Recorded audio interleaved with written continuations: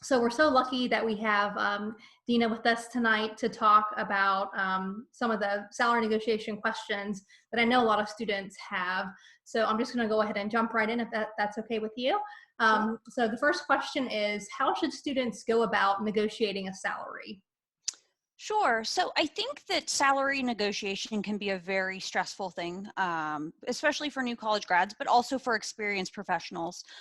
Once you get to that point where you've been given an offer and you're really excited that you've been given, but you think that maybe you could do a little bit better on that side of the offer, going in and sort of risking that, which you may think it is a risk, can be pretty stressful. So I would say that in most cases, 9 times out of 10, it's safe to go back and negotiate an offer with an employer, as long as you're not overshooting it or asking for too much. But if they give you an offer and you think you're probably worth a little bit more than that, going in and asking for slightly more in terms of salary isn't something that we in recruitment or hiring managers is unusual to us. It is something that we see very frequently. So I would say 9 times out of 10, go ahead and negotiate the offer. The only time that I would say that it's not a good idea is if you've already discussed salary as a part of the hiring process. So if you've gone into the interviews, they've asked what your expectation is. You may have told them, I'm expecting somewhere between $50,000 and $60,000 a year. And then they come back, and so then they come in with the offer and they offer you 55. If that's the case and you've already set the expectation that that's what you want and that's what they give, it can be seen as sort of in bad faith to go back in and then ask for more money, since you set up that expectation from early on in the interview process, that's something that you would be willing to accept, and the employer made good on that and offered you what you had said you would accept. So that's the only time that I would really say not to go in and potentially ask for a little bit more of what you're hoping for. I think what people tend to do a lot of the time is they tend to try to offer this very detailed case of why they deserve an offer and why they want more money, where maybe that's not necessary. And so I wrote down a couple things here that of ways of phrasing it that might be beneficial for you if you're asking for an offer. One of those ways would be, I'm really excited about the job, but I was hoping that you might be able to do something a little closer to X on the salary. You could also say, the number I had in mind was X, based on the responsibilities of the position and the experience I'd be bringing to it. So do you have any flexibility on the salary?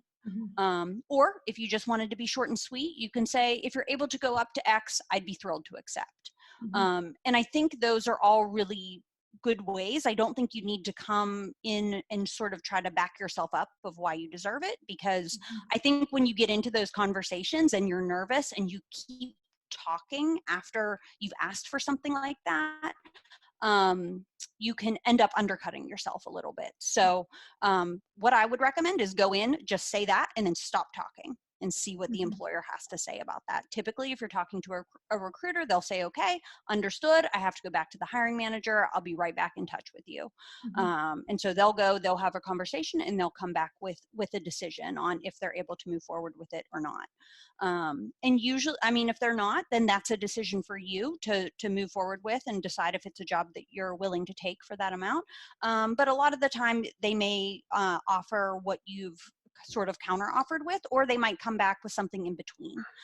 So it's sort of like meeting in the middle, so that both parties are happy. So I think that would be, my biggest piece of advice in that is just sort of keep it short and sweet. Ask for what you want. If they say no, accept that and determine how you're going to move forward. But it's not necessarily a risk. If you ask for a couple $1,000s more, most employers will not rescind a job offer over an attempt to negotiate.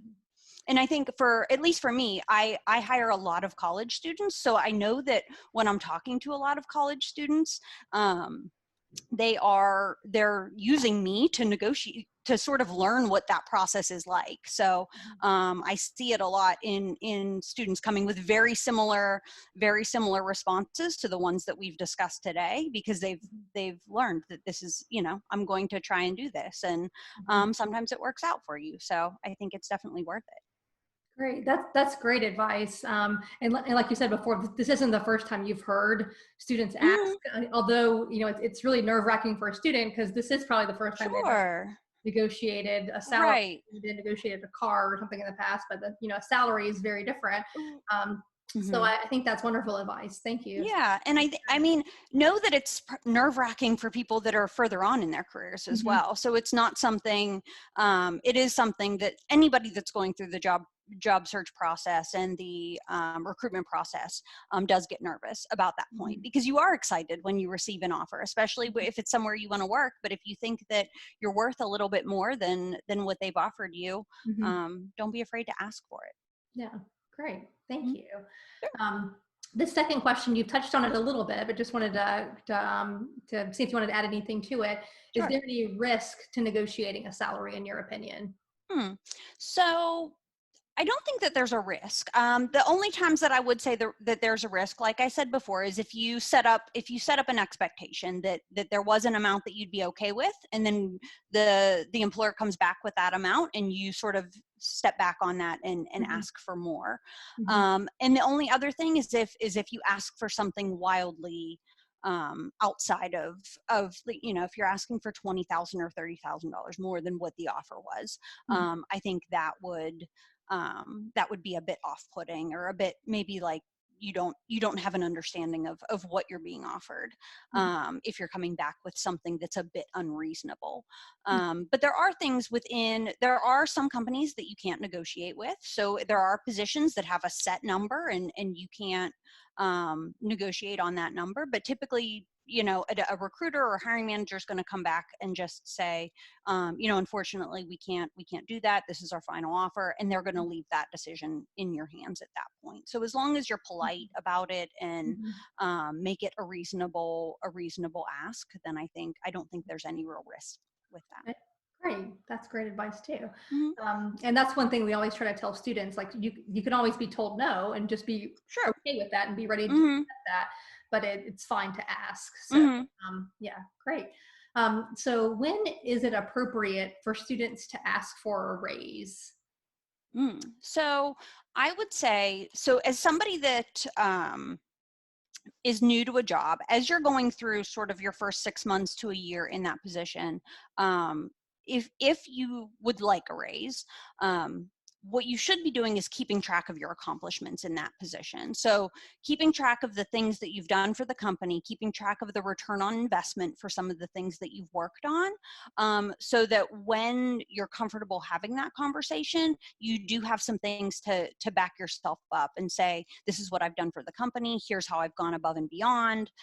Here are the instances where I've really excelled, or this is the return on investment that you've had on the work that I've done. And I would say about 6 months to a year would be a reasonable amount of time. Most companies will do about a year, just because that's when your performance evaluations are typically. So that's when your manager will sit down with you and go over everything that you've done that year, where you've excelled, maybe where you've fallen short, what the goals are for the next year. So within that conversation, that's usually when organizations talk about raises. However, a lot of the time that the raise that they're willing to give you in that conversation may not be what you would expect. It may only be a 2 or 3% raise, a cost of living raise. It may not be performance based. A lot of employers don't necessarily give you that unless you ask for it, or unless you bring it up. So that's when I think the best time, if they bring up a 2% raise, say that's great, but here are the things that we've just discussed that I've accomplished for the organization, and here are my goals for next year and the things that I'm looking to accomplish based off of these things that I'm doing. Is there a way that we could increase that by 1% or by a couple $1,000s or any of that? And then you're able to start that conversation by, at least saying what you've accomplished. Mhm. It doesn't have to be, again, I think with the salary negotiation and coming in and sort of backing yourself up, it doesn't have to be a huge long list of things. Mhm. But I think as long as you're willing to touch on it and you're willing to bring it up, I think that's what starts the conversation. Mhm. And it's in the employer's best interest to give you, not necessarily give you what you're asking for, but they want to keep you. It's not in their best interests to lose you. So if they want to keep you as part of their workforce, you're really producing for them. So they should be willing to, do that. If they're not willing to do that, then you're welcome to, continue looking for other opportunities that may be, a better fit or more fulfilling, or that may pay you what you want to make. So it's in the employer's best interest Mhm. to, take what you're saying to heart. And if they are able to give you a raise, then, Mhm. you can negotiate that a little bit. Great. That's Hmm. great advice about being an advocate for yourself and Hmm. keeping track of your accomplishments. That's really smart to do. For sure. Hmm. Um, Yeah. so the next part, so the second part of that question is, what's an appropriate amount to ask for? And I guess it would depend on like what kind of raise, if it was cost of living or performance based, or can you speak a little bit about maybe how Sure. you would research that maybe? Sure. I think a lot of that might come from what Nathan was talking about earlier. So a lot of the strategies to negotiate a salary coming in are going to be the same strategies you're going to use for negotiating a raise. Making sure that you're looking at the average pay for the position. If that is, and that will vary widely by geographic area. Mhm. So definitely make sure if you're looking at staying in Harrisonburg, I'm sure that the salaries for positions there are different than they are going to be in Arlington, Virginia, or in DC. Mhm. So making sure that you have an understanding of what is reasonable, because you don't want to be going in with something that is not. Mhm. Um, and then, always consider the full benefits package. So what are you receiving? And maybe if it's not a raise that you get, maybe you can negotiate a telecommute day or two a week, or maybe you can negotiate an extra day of vacation or something along those lines. So it may not be the amount of money that you're negotiating as far as your salary goes. And if the company can't do that, well, then maybe there are other places where they're able to make some concessions as far as what they're able to give to you. Mhm. So the amount is really knowing what you're worth, essentially, in the market and in your company. Some Mhm. companies have higher salaries, but they may not have as robust of a benefits package. Other companies have really robust benefits packages, but may have lower salaries. So Mhm. just really understanding where you fit in there, and then making a reasonable offer. So Mhm. Great, mm, great advice. Um, the next question is, when is the appropriate time to bring up this kind of conversation, mm, this type of conversation, like time of the year? And you mentioned that a little bit about, usually it's, at the end of the, like whenever the performance review happens. mhm, Um, and then if you want to add to that, or if when then, sure. is it better to do this in a face-to-face conversation Mhm. versus like email or phone Hmm. call? Uh, sure. So I would definitely say face to face is always Mhm. going to be preferable, even if you can't be face to face in an environment like this. If you and your manager don't work out of the same office, anytime that you can speak to them. I don't necessarily think it should be brought up via email, Mhm. but anytime that you're able to talk to them and have some one-on-one time with them would be the best time. Having an understanding of your company's fiscal year. So when are we budgeting for the next year?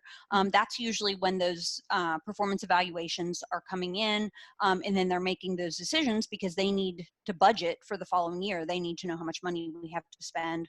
And maybe if they give you a raise, that means they may not plan to hire somebody else that's Mhm. coming in. So maybe they were planning to add to your team, but giving you a raise prevents that because they only have so much money that they're able to spend. Mhm. So knowing when that fiscal year is and when they're budgeting for that, so you can sort of get a little bit ahead of that budget, and so that the organization can then plan for whatever increase that you're asking for.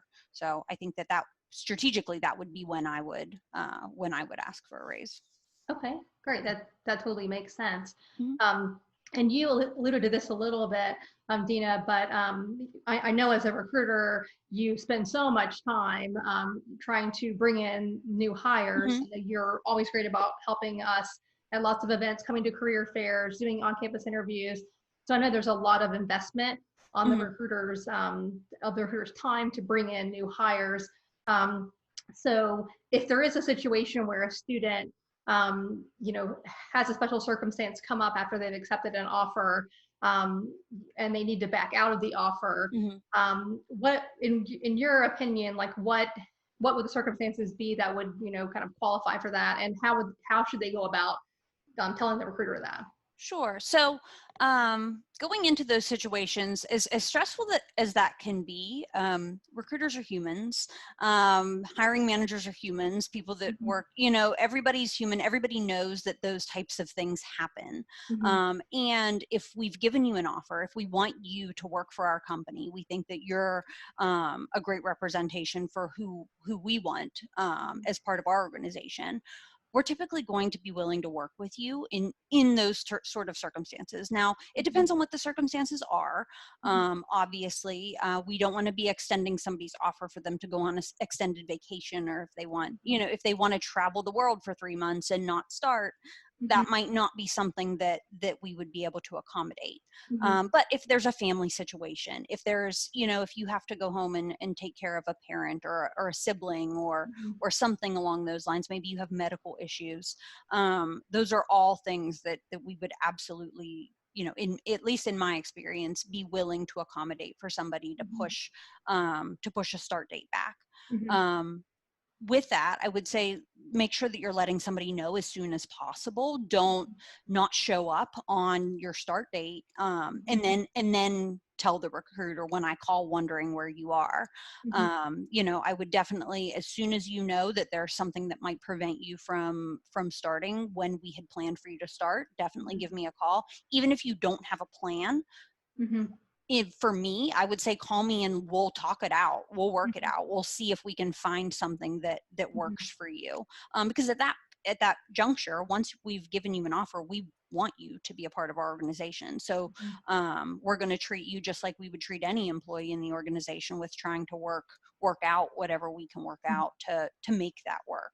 But like I said, that does come with the circumstances. We want to know mhm, as soon as possible, and we want you to have a good reason for not being able to do that. I mean, if you think yeah. about it from the employer's perspective, if you're running a company and you need a software developer to come build a system for you Mhm, that is going to impact the entire organization, and you have a timeline when that needs to be built, and the person mhm, you're hiring as the developer just said that they can't start, that impacts that entire project and the entire organization's ability to use the system that person mhm, was building. So yeah.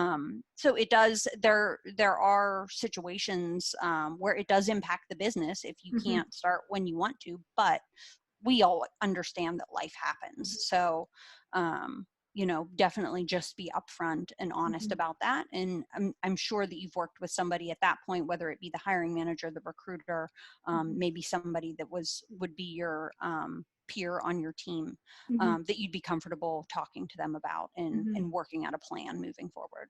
Yeah, great. That's great. Great advice. And that's what we always try to tell students is just that communication piece is so Mm-hmm. important, because like you said, recruiters are people, they understand things happen, but Right. you have to be willing to communicate that as soon as you know, Mm-hmm. kind of put off the conversation because you're dreading it or you're Mm-hmm. afraid of what might happen. You have to be willing to have that conversation and keep the communication open. Right. Yeah. And I'm even in that instance, it may not work out the way that you want it to work out. So it may be that you want to start a month later than you were originally scheduled to start. And maybe we Mhm, can't do that. So we mhm, do have to take the offer. But then once that position opens up again, you mhm, know, you will be the first person that I call mhm, to offer that position to. Or maybe we could work mhm, out where I could find, as a recruiter, I know all the open positions in the organization. I mhm, could find something else where you might be a good fit. mhm, So there's a lot of different ways that we could work around those mhm, types of situations,